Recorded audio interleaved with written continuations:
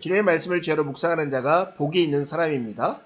오늘 우리는 책별로 성경을 어떻게 읽을 것인가 창세기 일부를 함께 나누겠습니다.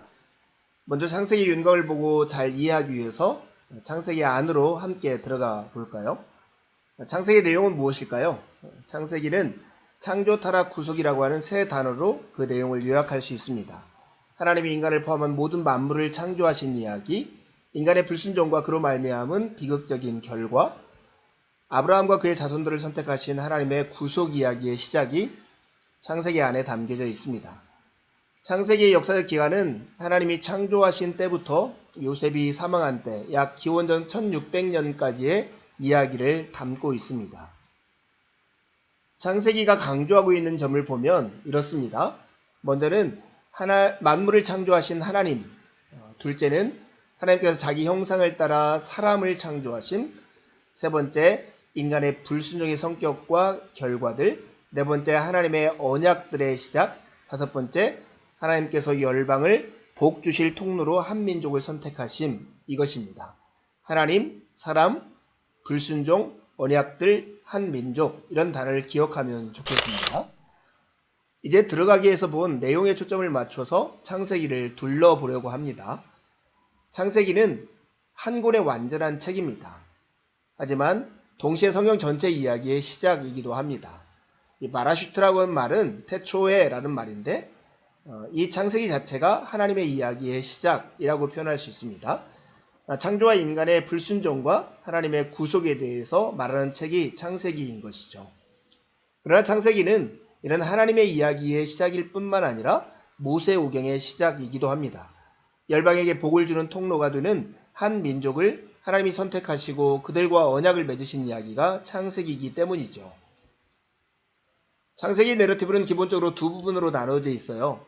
1장에서 11장은 창조와 인간의 기원, 인류의 타락, 무섭게 진행되고 있는 악에 대한 이야기가 하나님의 변함없는 사랑과 인내라는 배경과 대조를 이루어서 이야기되고 있습니다. 두 번째 12장에서 50장은 아브라함과 그의 후손들을 통해 구속을 시작하시는 것에 관한 이야기인데요. 초점은 아브라함, 야곱, 요셉의 이야기 속에 있습니다. 그래서 우리는 창세기를 읽을 때, 특별히 1장에서 11장 부분을 읽을 때는 네 가지 사건에 주목할 필요가 있습니다. 창조, 타락, 홍수, 민족들이죠. 그리고 12장에서 50장을 읽을 때는 초점을 이루고 있는 네 사람을 기억할 필요가 있는데요. 아브라함, 이삭, 야곱, 요셉이 그들입니다. 창세기는 10개의 엘레 톨레도시라고 하는 말이 나오는데요. 이것은 계보는 이러하니라 하는 말입니다. 그래서 10가지의 족보, 계보를 통해서 창세기의 전체 스토리가 진행된다라고도 말할 수 있습니다. 특별히 이러한 10개의 계보 속에는 버림받은 아들들의 가계, 즉 가인이나 이스마엘, 에서를 소개하고 있는데요.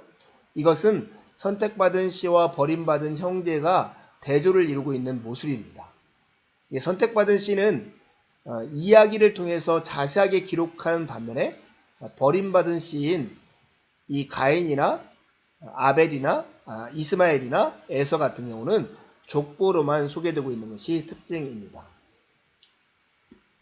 창세기의 주요 부분을 통합하는 구성 요소가 두 가지 있습니다. 한 가지는 대홍수이고 하나는 대기근인데요. 6장에서 9장 사이에 나오는 대홍수는 인간의 생명을 보존하기 위해 노아를 사용하신 하나님의 이야기인 반면에 37장에서 50장에 나오는 대기근 이야기는 인간의 생명을 보존하기 위해서 요셉을 사용하신 하나님의 이야기입니다. 이제 들어가기 위해서 본 강조점에 초점을 맞추어서 주목하기를 해보려 합니다. 창세기의 주인공은 누구일까요? 창세기의 주된 이야기는 궁극적인 주역이신 하나님에 관한 이야기입니다. 하나님께서 한 사람과 그의 가족을 택하심으로써 인간 타락의 역사에 개입하신 것과 관련된 것이 창세기이죠.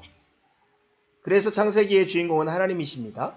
아브라함과 이삭과 야곱의 가족들이 주요 등장인물이긴 하지만 하나님이 궁극적인 주역이시라는 사실을 결코 잊어서는 안 됩니다. 성경은 그분의 이야기이기 때문입니다. 그래서 모든 것이 하나님으로부터 시작되었습니다. 하나님은 말씀하시고 말씀으로 세상과 한 인간을 창조하십니다.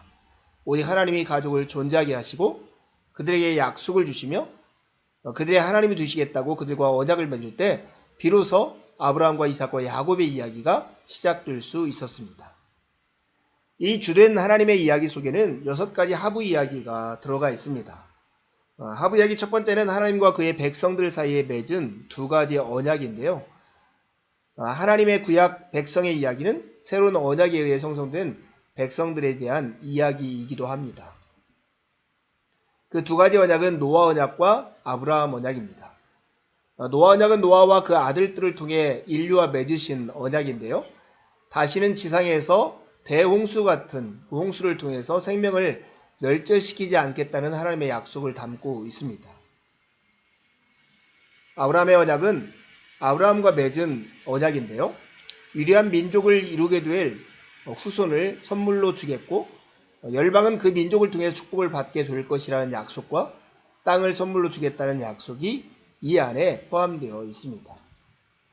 특별히 우리가 주목해야 할 게 아브라함 언약인데요.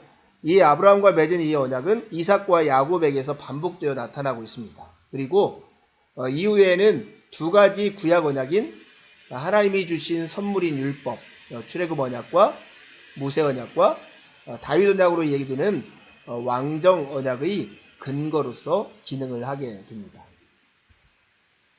하부 이야기 2번째는 거룩한 전쟁인데요. 이는 뱀에 대한 하나님의 저주와 더불어 시작됩니다. 이게 창세기 3장 15절에 나오죠. 여기서 중요한 용어는 선택된 백성과 관련해서 창세기 10장 7절에서 다시 사용된 자손이라는 표현입니다. 이 저주는 출애굽기에서 강조되고 있는 거룩한 전쟁, 즉 하나님과 애굽 신들의 전쟁의 모티브를 예고하고 있습니다. 이 거룩한 전쟁이 창세기에서는 어떻게 나타날까요? 그것은 형제들 간의 불화와 경건한 후손과 불경건한 후손 간의 갈등 속에서 드러납니다. 특히 하나님이 선택하신 차자를 장자가 박해하는 모습을 통해서 이 거룩한 전쟁의 모습이 드러나고 있습니다. 하부 이야기 3번째는 의로운 씨를 잇기 위한 하나님의 선택 이야기인데요. 동생 혹은 약자나 가장 가능성이 없는 대상을 하나님이 계속해서 선택하시는 모습이 창세기에 나타납니다. 하나님은 자신의 목적을 실행하실 때 일반적으로 장자를 배제하는 식으로 일을 하십니다. 가인 대신에 셋을, 에서 대신에 야곱을 선택하신 것이죠. 또한 경건한 후손이 불임으로 고통당하는 여인에게서 태어나는 때가 자주 있죠. 사라나 리브가나 라헬을 통해서 이삭과 야곱과 요셉이 태어나는 것이죠. 이는 선택받은 것이 그들 자신의 선함 때문이 아니라는 사실을 적극적으로 보여주고, 시작적으로 이야기하면 우리가 하나님의 백성이 되는 것은 오직 믿음을 통해서만 가능하다는 것을 우리에게 나타내 주고 있습니다. 하부 얘기 4번째는 요셉 내러티브입니다. 야곱은 창세기 49장 8절에 12절에서 홀이 유다를 떠나지 아니하리라, 즉 다윗 왕조를 가리키면서 나아가 결국 예수 그리스도를 가리키는 이 말을 예언을 하는데, 이 이야기 속에서 아브라함의 약속이 계속되고 있다는 것을 보여주는 것이죠. 하부 얘기 5번째는 애굽에서의 노예 생활의 예고입니다. 애굽에 대한 관심은 함에 대한 족보, 거기 보면 미스라임이 나오는데 미스라임은 이집트를 뜻하는 히브리 단어입니다. 이 함에 대한 족보에서 시작이 되었습니다. 기본을 이루는 가족 내러티브는 아브라함을 애굽으로 내려가게 한 기근으로 시작해서 야곱과 그의 모든 가족을 애굽에 정착하게 한 또 다른 대기근으로 끝이 나고 있다는 것을 생각해 보십시오. 하부 이야기 6번째는 주변국들의 기원에 대한 자세한 설명과 관심이에요. 이들은 구약성경 전반에 걸쳐 이스라엘의 가시가 되었습니다. 애굽이 그랬고 가나안이 그랬고 모압과 암몬, 에돔, 이스마엘이 그랬습니다. 창세기를 이제는 펴볼까요? 할 수 있는 대로 반복해서 창세기를 읽어보십시오. 읽으면서 배우거나 떠오르거나 묵상한 것들을 기록해 보세요. 그리고 그렇게 기록한 것을 가까운 누군가와 서로 나누어 보십시오. 그리고 다시 한번 강의를 들으면서 생각을 정리해 보시고요. 그런 다음에 읽고 묵상한 내용을 가지고 하나님 앞에 나아가 기도를 드려보십시오.